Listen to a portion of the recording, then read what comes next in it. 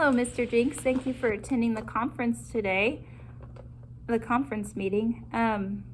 Here are some things we've been working on in class, if you would like to look at them. We have all kinds of different projects that the kids wanted to show, and they were talking about their goals and things that they were wanting to do better at, and things that they need to work on, and things that they are really good at. So I'll give you a minute to take a look at that, and if you have any questions, let me know. Are those cookies complimentary? Oh yes, thank you for reminding me. You may have a cookie, and there's also pop over there if you would like a pop. All right. Yes, I'll give you a minute. All right, I'm ready. Okay. So Landon has a very great sense of humor. Every morning before we start class, he likes to tell me a joke. So he is definitely a social butterfly, and he loves to talk about animals and history facts to other students. That seems to be something that he really likes to do.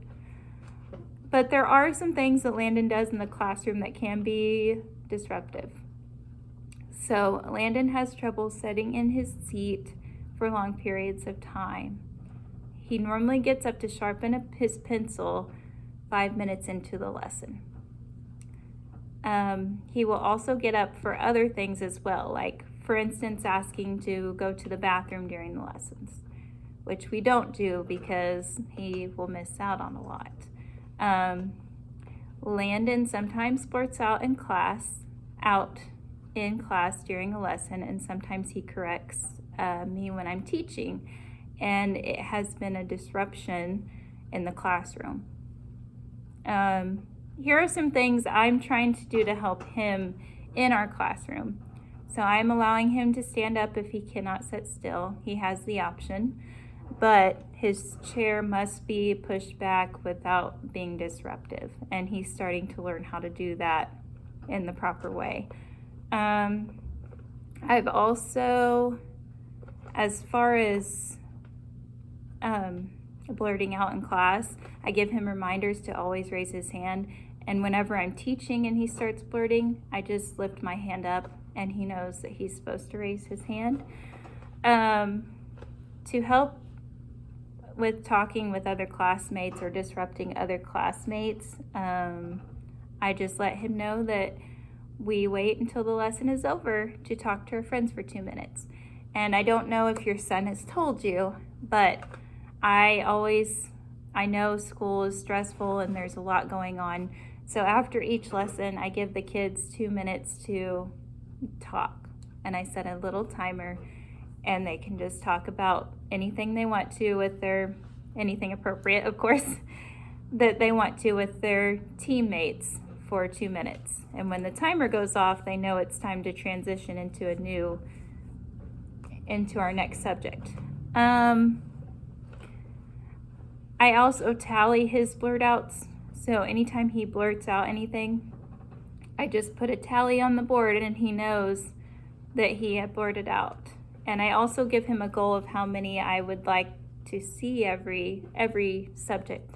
So like maybe for math, I might say I only want to see 7 tallies. I don't want to see 10 tallies. So his goal is 7 tallies. And each time he gets better, we hope for less tallies. This seems to be working so far. It helps him with the visual of how many times he blurts out. He can see how many times he blurts out. We do this for reading, writing, math, social studies, and science. Pretty much every subject we have trouble in with the blurting. He also gets a reward for meeting the tally goal. I don't know, has he told you about that? No, I haven't heard about the reward. Well, for his reward, since he loves to do jokes and he loves to tell me jokes or the kids, he gets a 1 free joke pass. So if he gets that, he has a choice to either tell me the joke during recess after recess, in the morning, or right before school's out. Or he can tell the whole class a joke. It would be his choice once he gets that free joke pass. So he loves it, and it seems to be working out good. He can only use one a day, though. That's the thing. So we don't want to overdo the reinforcement, but I want him to have it. That way he knows that it's there, and that's something he is working for. So he can choose if he wants to share a joke, like I said, in the morning, before recess, or after recess, or before school's out.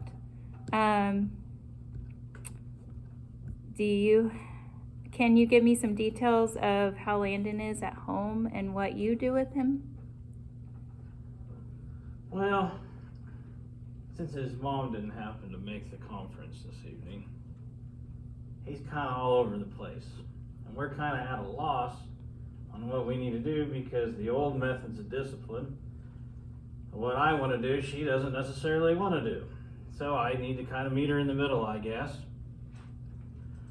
I like that idea of running a tally, because, for instance, when he brings his homework home, if we put it out on the kitchen table right after dinner,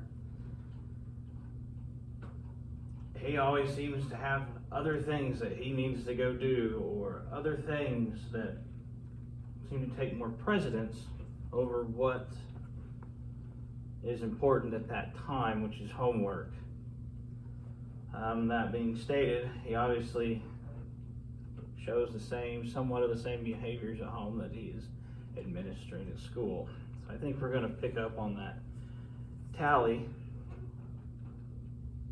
to keep track of how many times we're trying to get out of work, and instead of implementing a reward,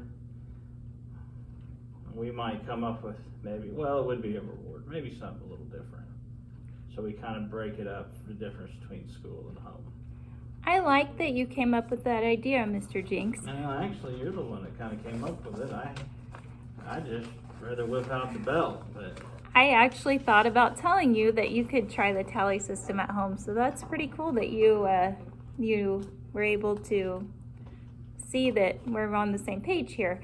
So yes, I recommend you just come up with a goal of what certain times of the day that you see he's more disruptive, and you come up with a goal of how many tallies he's supposed to meet, and then I would say choose something that he really enjoys, but don't let him, just give him a few minutes or however many minutes you think, but don't give him like an hour or something. Well, unless if you want to, but I feel like an hour would be too long. So I'll make that decision. Okay. Okay, well, anyway, I'm glad that we're on the same page. Just keep me posted. You have all our contact information, and let us know if us teaming up together on this behavior happens to improve it. I will do a follow-up call or email, whatever works best for you. Which would work best, email or quick phone call? Email me. Okay, I'll send you an email for a follow-up on our discussion tonight about the tallies. So is there any other questions or concerns that you have? I have another cookie before I go. Oh, yes, you may. I'm not going to tell you no. All right, well, you have a good evening. Goodbye, Mr. Jinx. Have a good evening.